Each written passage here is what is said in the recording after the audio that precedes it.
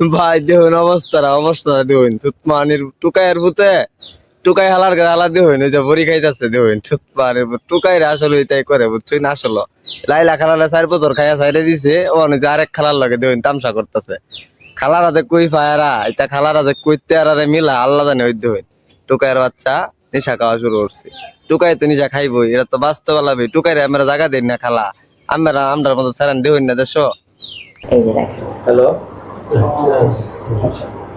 Hello এই মাদকটা বাসায় সেবন করতে বাসায় ফ্রেন্ডের বাসায়।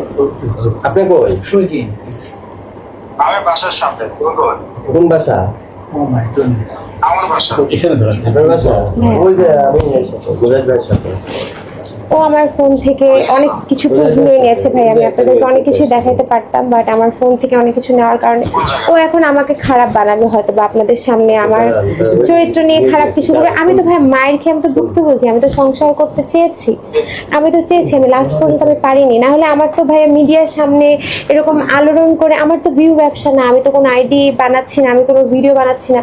আমার তাহলে আপনারা জাস্ট নর্মালি চিন্তা করেন যে আমার কি উদ্দেশ্য। আমি তাকে টাকা দিয়েছি, আমি খাওয়াইছি, আমি করেছি তার ফ্যামিলি সহ।